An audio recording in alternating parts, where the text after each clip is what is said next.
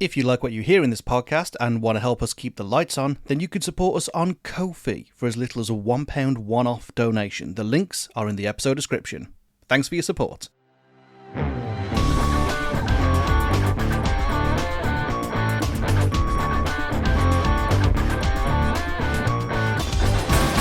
This is Skipped, the podcast where we tell you, in our opinion, which albums are truly unskippable and which ones belong in the skip. I'm Mike. I'm Rob. And today we're talking about Infinity on High, the third Fall Out Boy album released in 2007.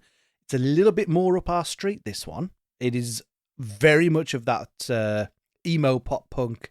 MySpace sort of era. Yeah, I was about to say the scene times, but funnily enough, that's very much this album's kind of deal that they were trying to get away from. But obviously you can, as you always do, fill us on a little bit more about the environment that this album released in. So, again, like a couple of the other tracks that albums we've featured, this was released by Island Records, who were having a field day in the 2000s with artists. They got that stack and they were just going, yeah, like that. Yep. So this was their foray into a non-pop punk centric album. But in 2007, I can see why they wanted to move away from the pop punk sort of scene. So you've got artists such as Michael Bublé coming to presence. That's not the name I expected to come out your mouth. You've got Mika. That was 2007. You've got right. Kate Nash. So you've got artists such as Sean Kingston with Beautiful Girls. You've got... that was a big track. Yeah. It was a huge track. You've got Bubbly by Colby Calais. Wow, okay, no idea. And This Is Why I'm Hot. Is it? Makes Me Wonder by Maroon 5, AO Technology by 50 Cent, and Umbrella by Rihanna. So it is quite the year for music. That's early on Rihanna as well. I mean, the only sort of alternative artist I see is Finger 11 with their one-hit wonder of Paralyzer. Oh, it's a good track, though. Great track, but realistically, other than that, you've even got Avril Lavigne releasing tracks like When You're Gone. Is Paralyzed the one that's... That's the one. Yeah. Oh, it's a great riff. I mean, even when you look at artists like Good Charlotte, I Don't Want to Be in Love, and Foo Fighters with The Pretender, so some of the softer songs in rock, that sort of era. I kind of always remember it's the tail end of music videos on TV. Yeah, that's a good way to put it. It's the pre-YouTube era. It's Pre-Vivo. Prevo, if you will. Prevo. It was just like the last hurrah of Kerrang, MTV2, Scuzz, like when they were last truly relevant before we all just watched it on YouTube anyway. Exactly. It was a very, very interesting time. And to talk about it now, like, it doesn't feel 2 seconds ago. And yet we're talking about an album that's, what, if it was 2007, that is just shy of 20 years old. Yeah, so 18 and a half years-ish. My God. We're old. We are. This album can nearly drink. This album can nearly drink? No, this album can drink in the UK. That's true, as long as it's got a carvery with it. No, it's over 18. It's 18 and a half. Oh, God. Yeah, of course. It can drink. It can nearly drink in America. Yes, it's nearly legal across the world. There we go. But in the UK, you could own a car and go for a pint, just not at the same time. Hopefully not, anyway. Something interesting about this album, it did debut at number 1 on the US Billboard 200, sold over 260,000 copies in its first week of sales, and was their first number 1 album. That is interesting that Cork Tree did not go to number 1. No, it did not. Because that was their breakthrough. It was, yeah. That's the album that everyone knew, or in my circle anyway, that was the album that introduced Fall Out Boy to the world. I have heard Sugar Were Going Down coming out of so many shitty phone speakers. It's unreal. Yeah, it's great. I had it on my phone, on my Sony Ericsson flip phone. This album also debuted at number 1 in New Zealand and was in the top 5 of Canada, the UK, and Australia. If you spoke English, basically, you performed very well. Pretty much. There you go. But that was true of pop punk, really, at the time. Oh, yeah, definitely. And I think it's very interesting to know that this was meant to be their breakaway from pop punk. But especially because I feel like, and I don't know whether this is just me, but if people say, oh, back when Fall Out Boy were good, I always think they mean Cork Tree. And then they name all the singles off this record. Yeah, that staggers me as well, because for me, because of my age, From Under the Cork Tree was my introduction to Fall Out Boy, and it's the album I remember most fondly. However, I would also say that some of the follow-ups, like Fall I Do, great albums. Oh, that'd be a great episode to do because that album nearly tore the band apart. Yeah. And truly, I look at their kind of discography and I go, oh, that was the last time they were like properly, truly, excellently good. It's not to say that they're a bad band or went on to be terrible. They haven't. They've just gone on to release more commercially friendly music. They've upgraded with the times. They've changed to suit the genres that are popular. They've done what they need to do to survive, and they've made a lot of money off of it. And they've kept the morals because they haven't sold out to the point where they're doing like product endorsements mid-by for a song or something like that. True. They're not Wayne Worlding. No. They're sticking to their values of making music that they love. There are going to be tracks throughout that they probably fell out of love with or that weren't as commercially viable, but fair play to them for sticking with it for so long and changing with the times. For sure. I can see the through line between this and, say, something like Centuries, but it doesn't mean I like Centuries. I just think it's a boring-ass song. Oh, it is. I don't like that song at all, but I can see why they made that sort of song. And to come, and this being the fulcrum point to them tipping into the mainstream. Yeah. This was their foray into the mainstream, as we saw from it selling over 250,000 units in the first week, which nowadays probably quite the feat. I wonder whether this is now considered to be like, oh, more of the classics, even though it's their third album and it's after their breakthrough and it's, like I say, that kind of switch point. But I think that is because of the strength of the singles, because these singles charted real well. Oh yeah, I've got the stats on all of them. There you go. So another theme that I'm sensing across the majority of these albums we've listened to lately, there were 5 singles from this album. What happened to the good old days of 3 singles and you're done? Yeah, 3 singles and get the hell on tour. So their lead song was This Ain't a Scene, It's an Arms Race, which became their highest charting song, and that was their first to chart worldwide at number 2. Oh, sorry, got chart worldwide, got number 2 in the UK. Oh, okay. I've only really included UK stats because it's the only place we're the only proper country. Yeah. Their follow-up, Thanks for the Mmrs. Thanks for the Mmrs. Mmrs. Thanks for the Mmrs. He's properly from Brummie, eh? I know. Aye. I know. But that was their second single and hit top 20. The Take Over, The Breaks Over, number 48. I'm Like a Lawyer with the Way I'm Always Trying to Get You Off, Me and You, didn't chart. Interesting. Didn't chart in the UK. Didn't chart in most places. Damn, okay. We'll talk about that one, because I feel like there will be space to talk about that track in particular later on in the episode. But we should start as we mean to go on, which is with the best stuff. When it comes to the best stuff, it's really tempting just to go, aren't all these singles bangers? Like, aren't they all just bangers though? Like, and I really don't want to be that basic of asshole and just go, I still think Thanks for the Memories might be one of the best songs they've ever done, and that's entirely the reason why it's one of their most played live tracks of their entire discography. But goddamn, if it ain't a 10 out of 10 track. I completely agree. There's a reason why people still listen to it and why people still love it and refer to it as good Fall Out Boy. Yeah. Like, I absolutely adore From Under the Cork Tree. Dance Dance, up there, one of the best songs of all time for me. Sugar We're Going Down, I love the mix of metalcore and the mix of pop punk. To me, 10 out of 10 track. But there's just something about This Ain't a Scene and Thanks for the Memories that's just so singable. Yeah. And so mainstream and just stuck in my head. Yeah, great songs. What I'm saying is this is an anthem. Throw all your hands up. Yeah.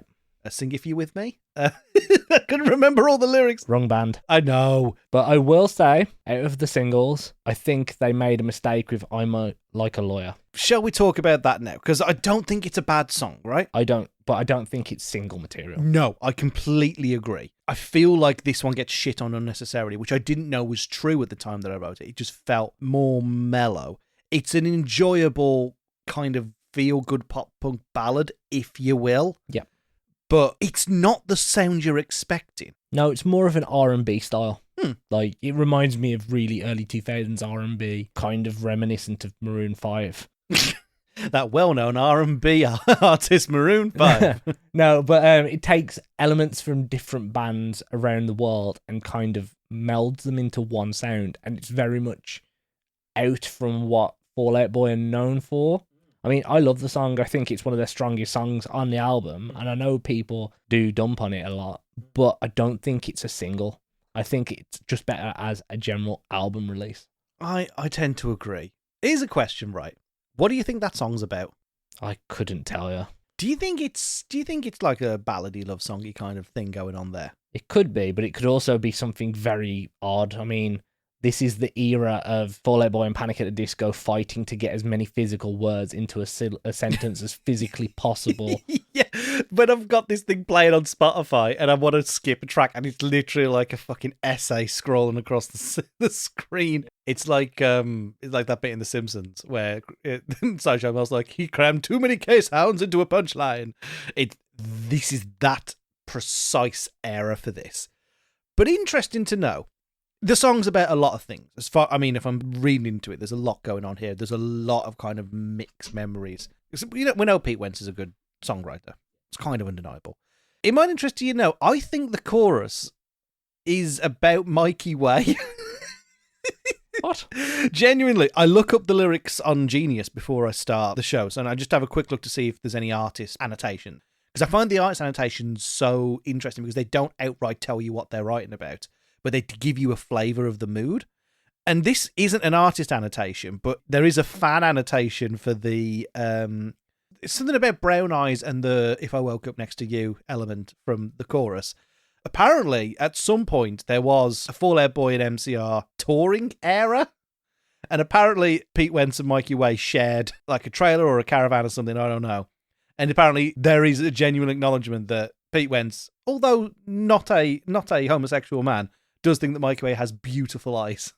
And that apparently made it into this song. Wow. I mean, if ever there was an interesting bromance, I'm glad it was here.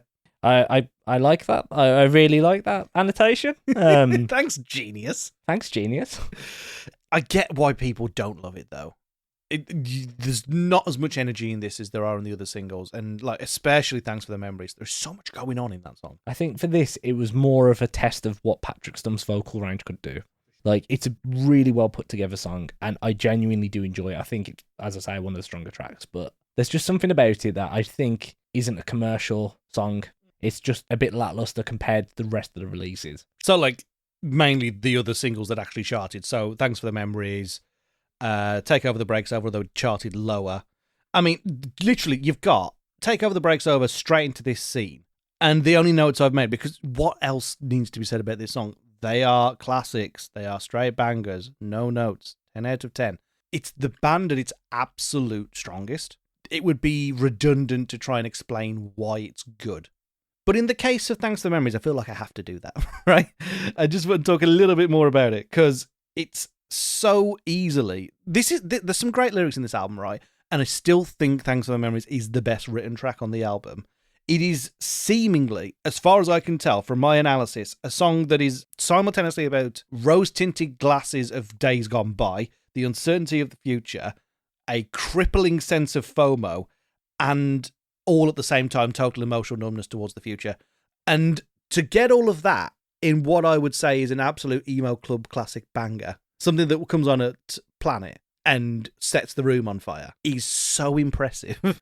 I think it's this and Sugar We're Going Down, where it's like, it seems like they will be not just in the genre, but just kind of like listed in all-time best songs. Oh yeah, immortalized in emo culture. For certain, right? Like, there's certain songs from Fall Out Boy, Panic at the Disco, My Chemical Romance, that'll be up there as the songs like modern music can't touch. We didn't say this at the top of the episode, but this one was recommended to us by Joe, who wrote in and said he doesn't listen to albums start to finish, and this would be the only album he's ever listened to start to finish. I know the guy, right? I do know Joe. And he strikes me as somebody who knows his music, but it turns out he's like mad into house music. And I don't really see the through line between this and house music. They're so kind of like at different ends of the scale. This was like, they were writing songs that can still do play well in stadiums. The singles on this album are very much in that ilk. The songs were everywhere. Like, oh, for sure. They got so much radio coverage. I can remember the music videos. Like, yeah, that's how you know that, like, this was the golden age of music video. The Thanks to the Memories one was them filming the music video for Thanks to the Memories, but there was a chimpanzee directing it. For some reason. There's a whole... I had no idea. Again, thanks to Genius, the annotations on Genius for this. Apparently, the lyric, he tastes just like you, only sweeter, is a reference to a 2004 Julia Roberts movie called Closer, which apparently it is a direct quote from. And also the whole, the woman in the red dress falling over the chimpanzee. That's the reference to that movie. Oh, wow. And I had zero clue, but the key visual of the chimpanzee production crew makes it just so... And it's the best song on the album. I'd say the best song on the album. And the best music video they've done. Wow. Oh, you disagree? I'm going to combat that. Go on, then. So, there was another single release, which was originally an iTunes exclusive for single release, called The Carpal Tunnel of Love. Oh, I know what you're talking about. Yeah. And this is at the time that YouTube was breaking through, and they had a whole video that was Happy Tree Friends. Yeah. And I absolutely adored that video. This is at the time when cartoon violence was acceptable on YouTube and you couldn't get demonetized, so they definitely made the most of it. It's such a fun video. It was truly like the death throes of Flash animation. Yeah, and it was great. I was there for it. As an edgy teenager, I was there for it, but the song itself is just great. Now, again, I must throw my hands up here. I am a Cork Tree person, but even then, it's not every single track. I had Infinity on High on my iPod, and did what everybody does, which is just listen to the singles. So going through for the first time, I listened to the Carpal Tunnel of Love, and it stood out so much. Unexpected banger, dark horse for runner-up of the record. The bit I didn't expect in this track, and something that is not common for Fall Out Boy before or since, screaming. Well, there are a few tracks on earlier Fall Out Boy songs. Are we talking from like the first album? Okay. Take This to Your Grave. Pete Wentz did a lot of it. A lot of them, I think actually all of them, have metalcore backgrounds, which is quite interesting to see. I mean, there are bands where the drummer and guitarist have, I think it's those Damn Things, where it's a full-on metalcore band with a singer of Bleeding Through. Oh, okay. And they are incredibly skilled. Like Patrick Stump, incredibly skilled. Not as much of a metalcore background, but Pete Wentz, I think Andy's the drummer. I cannot remember the guitarist's name for the life of me. I'm not a true fan. But they all have metalcore backgrounds, so like heavy music, and they're incredible at what they do. As much hate as Pete Wentz can get for how simplistic the bass lines can be for Fall Out Boy songs, his songwriting capabilities are insane, and he can play that damn bass, even if he did show his wiener to the entire internet on accident. I forgot that happened. You know, you just get flashback by a memory, like, oh god, yeah, and then you remember, like, oh god, at the same time the Hay Williams thing happened, and that sucked. And yeah, I've just unlocked a core memory for you. I really wish you hadn't, and yet I exist. Pete's an interesting thing, right? Because as he's the main songwriter, he writes the lyrics, obviously, and Patrick has a lot more to do with the production of the actual music. I don't think Pete's a good singer, right? I don't know whether that's a particularly offensive view to the fans. I don't think he can sing. I don't think his screaming's fantastic, but the fact that it works on this track is a testament to how they put the album together. Well, it's original punk screaming. It's not like we expect with modern metal. It's old-fashioned punk screaming back that he used to do in the Sex Pistols sort of days. It is. And it works, right?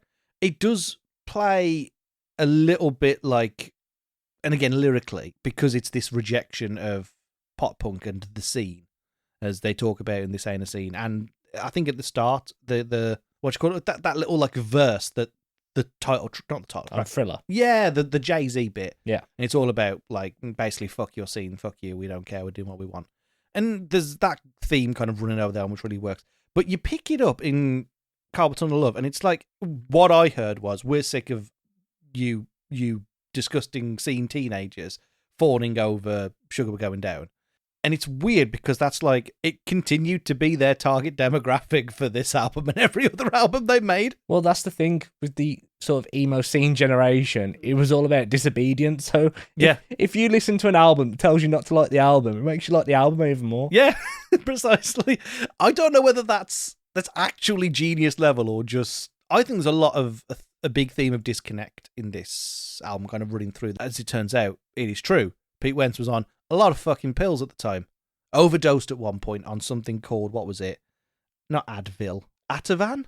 No clue. It's a prescription drug for depression. Well, it makes sense why Patrick Stump went off and did his own soul project and lost a lot of weight. He sure did.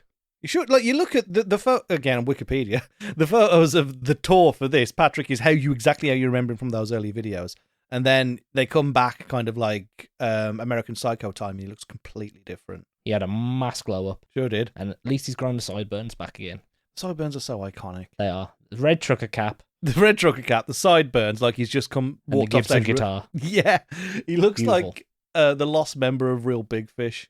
I love that. I love that. Looks like he's about to pull out a saxophone or a trombone and just give it the big one. I'd give it the big one with the trombone. Yeah, I would fully back a Patrick Stump trombone solo. I want to hear it. Let's have it. And now we got that out. Let's go back to the music. So, your top track was? It's got to be Thanks for the Memories, right? It is a very narrow victory over Carpenter Love, which really surprised me. But I have 4 to pick from. Fair enough. I wonder if any of these are also the ones where I like made notes about, like, I'm surprised how good this is. So let's hear your other ones. So, the majority of these are just because of how fun it is to sing along. Sure. So, start from the top. Hum Hallelujah. Interested. We'll come back to that. I just love the sing-along element. Mm. Carpal Tunnel Love. Yep. Don't You Know Who I Think I Am? Yeah. And Bang the Doldrums. Okay, let's talk about Bang the Doldrums, right? Because I'm going to incense people who are big on genre, right? There's definitely prog rock elements in that track. Oh, yeah, 100%. 100%. And this is where I get to do one of my favourite things. I told you before the show.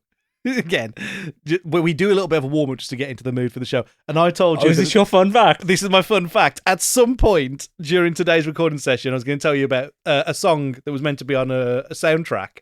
This song, Bang the Doldrums, before it was shoved onto this album, was written for a Shrek movie. Wow. I don't know which one, but it was a Shrek movie reject. I was like, I don't believe this. So I went on Pete Wentz's Twitter. Sure enough, he confirmed this was meant to be in a Shrek movie, and the studio turned it down. Wow. That is quite the fact. Apparently they were really pissed off about it. Really pissed off they didn't get to be in the meme movie. Best friends. Ex-friends to the end. Better off as lovers, not the other way around. I can't see a single Shrek movie this fits into, though, Shrek right? 2, maybe. I mean, maybe, but like... When they're doing, like, the whole police scene, and, like, she's having to choose. Okay, maybe. It sure as shit don't fit into Shrek 3, which came out the same year. Or 1. Well, it would have been far too late for 1. Yeah, but if they wrote it early enough. I mean, when did that first album come out? Because if it was 2001, it'd be weird to hang on to this. It's got to be post-Cork Tree, right? So that's 2004? I think so. 5? So it sounds It's like... got to be either Shrek 2 or 3. I think that puts it on Shrek 3, which is the worst one. So if anything, bullet dodged. But if this was meant to be in Shrek 2, goddamn. Such a good song, though. It's great, don't get me wrong. Here's another interesting fact about this one. This song was not played live until 2023. Oh, wow. They didn't play this in the supporting tour for this album, in the supporting tour for any subsequent album. I think it was Hella Mega was the first time they played this song Quite live. interesting. I don't know why, because it's easily one of the better tracks on the album. Unless it was something to do with the guitars or tuning or something. Because it is Maybe? quite a different song to the rest of the album. Oh, sure, yeah. It's like so rhythmical and just bouncy. It is quite bouncy. I was listening to it on the way here and I was just bouncing in the car. It's a great track. I can't believe that it was supposed Almost to be. being Shrek. I love the fact I picked that as well. Yeah, I'm so glad you did. But yeah, I love the kind of the narrative about the situationship in there. I think it's very well written, one of the strongest on the album. Looking back through my list, between that and Hum Hallelujah. Right, can we talk about this? Yeah, sure. Because this is kind of like bridging into what do you think the worst track on the album is. I do not like this one. Oh, wow. For reasons that I can't quite explain, but I will refer to my note here. Do not remind me of Leonard Cohen's Hallelujah. That just reminds me I could be listening to a better song. I like that. I know, yeah, it's a great song. Like, it's depressing as fuck, but I like Leonard Cohen, and the fucking it's a good sample. Oh, you've changed it to an upbeat. Cool, awesome. You've done more than what most people that sample this shit do. But I find like when I was talking about the twatty little riff in fucking breakfast nails for breakfast, tax for snacks, but panic. Yeah, it's just the oh fuck off. It's I just find it so incensingly annoying. I need to do a mega mix of those two songs and turn it into a ringtone every time you call me. If you could pitch it up like Crazy Frog, just so I hate it. You already hate it by the sounds of it. I mean, you can make me hate it more. It's not surprising that I just found this one. So this really is like the Nouns for Breakfast of this album. Oh, wow. And I don't know why, because I don't think it's a bad, like, at least the production on Nouns for Breakfast made no fucking sense at all. Auto-shooting somebody who had Broadway-level vocals. But Patrick can sing. It's competently played. I just don't know why I find it so fucking annoying. There are certain songs in life that you just got to find that with. Mm. And I have two off this album. Interesting. One of them that's just a one of them that's like a very strong sound. Interesting. So I start with the and to me that's Golden. Yeah, So, right, I get it. Golden for me, very slow track, Yes. wrong part of the album. I don't know if I agree. I get it because like you're coming off some good tracks with Yeah, Golden. I mean it's in the top 3-4 songs, 5 songs. I think if the album was slightly split, whether or not they wanted to do a 2-half story or like a 3-act story, if they're trying to do a 3-act story in this, then Golden is the perfect punctuation into Thanks for the Memories. I think it needs to come before that song. But Hum Hallelujah, It doesn't come off the back of that. I could flow that into Thanks for the Memories quite easily because it's got the same sort of upbeat, fast rhythm to go like Sure. fast, upbeat, singable, slow, rhythmic, great vocals again, great song, but just not in the right place. For me, that would be much better served towards the end. So maybe before Fame, Infamy, or I've got that all the ringing in my ears and none on my fingers. I that kind of towards the end of the album sort of flow when it sort of pulls back together to a nice end of crescendo. I can see it working before Fame over Infamy or whatever you pronounce that. I think it's Fame over Infamy, isn't it? I think so, yeah. Or is better than it. Whatever, that one. I get it. I get that it works there. I like it as a bridge in the album. So I think it's fine where it is. Because I really quite like how it's written. And I like that it finally, the lyrics talking about hopelessness and this dour kind of feeling, the instrumentation finally matches it. And it's a wild thing to get a song this drawn back from this band. It is the only track on the album, and I think it's the only track in their discography that is entirely a piano number. So it is totally different. Sonically, it's just different to everything else on the record. And I do like the metronome counting into Thanks to the Memories. And there's a really neat kind of following, especially on the CD. It works really well. But I get it. I get why it's just a meh, because it doesn't have the power that the other ones have. Well, I found a second meh, and this is one of the singles. Oh, okay. So the takeover, the breaks over. Come on. Because, hear me out, I've listened to this very, very closely. If you listen to it on just the instrument basis, if you have a listen to the guitar tone and the way that the guitar sounds, it is so close to the actual rhythmic sections of Welcome to the Black Parade. No way. Which came out the year before. Ah. So, I don't know if that's just me, but I do implore you after this, go and have another listen to it, after maybe having a fresh listen to Welcome to the Black Parade, and see if you can spot the same similarities. Because I could, then that's all I could hear. It's a great song. Love the song, love the rhythm, love the vocals. Bit too close to My Chemical Romance for me, which is interesting considering the whole tour aspect that you spoke of. Yeah, that is surprising. I'm gonna have to take your word on that and go back and listen to it again, because I didn't even have that as a consideration. I mean, it's one of the singles, so I like it. I'm a bit of a basic bitch that way. Again, the only notes I have for that song are classic, straight banger, no notes, 10 out of 10. I really think it's just so good. Well, there's a reason that artists release these songs as singles. For sure. Like, they know what they're doing. So what's the one that you think is actually not good? The Afterlife of the Party. I'm glad you brought that up, because that's the one that I have the least amount of notes for. In fact, I have 2 notes precisely. They read as thus. It sounds like a montage song for the ending of a cynical rom-com. Yep. And I think it might be about infidelity, but I'm not sure. And that's it. Those are great notes. For me, I like elements of the song, mainly the vocal, like the way it's sung, but it's just a bit boring. And I don't like the opening. I don't like the opening. The worst part is I love the end of the song when it comes to the climax, but the start of the song is just too slow. It's a little bit 80s in Yeah.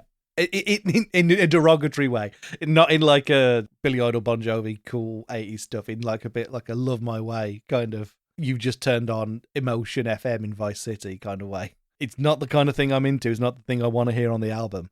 I would be tempted to add into that particular discussion. I've already said Hallelujah, haven't I?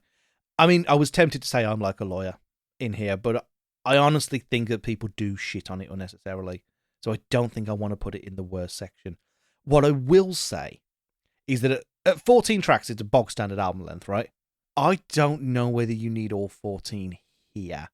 And this is not to say that this song is bad, but I truly don't think that You're Crashing But You Know Wave belongs on the album. I don't know what you think about it, though. My notes are not one of the strongest songs on the album, but certainly far from the worst. I just don't think that, because it's a lyrically very different song. It is almost Green Day American Idiot levels of country's fucked. And it does not belong on an album that is really quite theatrically introspective.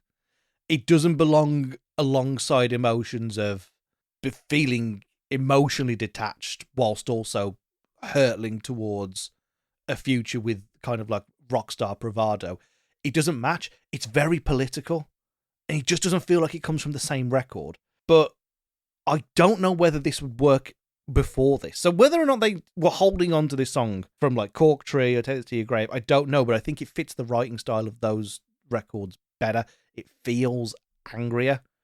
And it just doesn't match. But I do think it's a good track. Oh yeah, I think it's a great track. It's just, there's some form of weakness in there that just doesn't reach out to the same sort of level. It feels like this could have been on disc 2.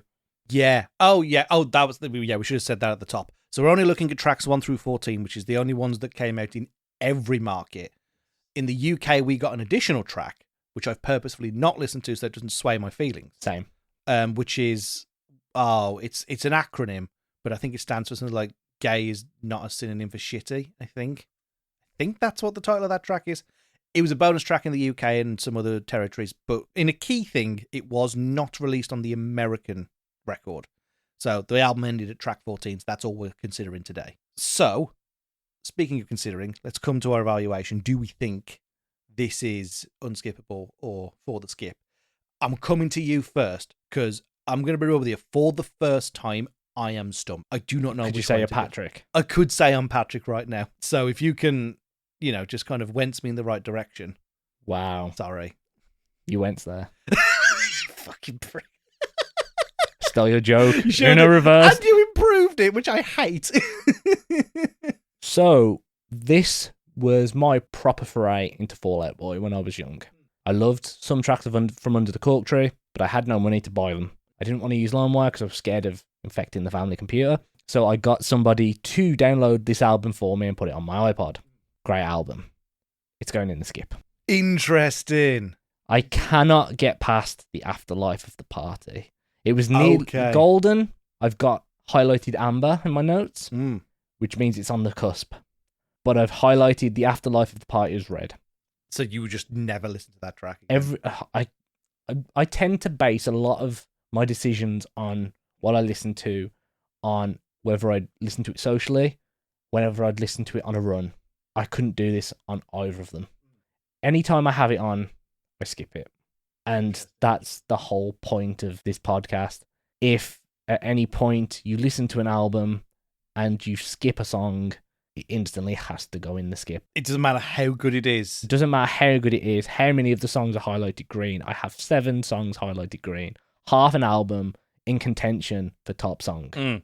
But that one song is just not the fit. It's almost like that thing of, if you know how like if a movie's boring, it's worse than it being outwardly terrible, because at least you can hate watch it. Exactly. When we spoke about not Our Red Since Our Tragedies, what's that album called?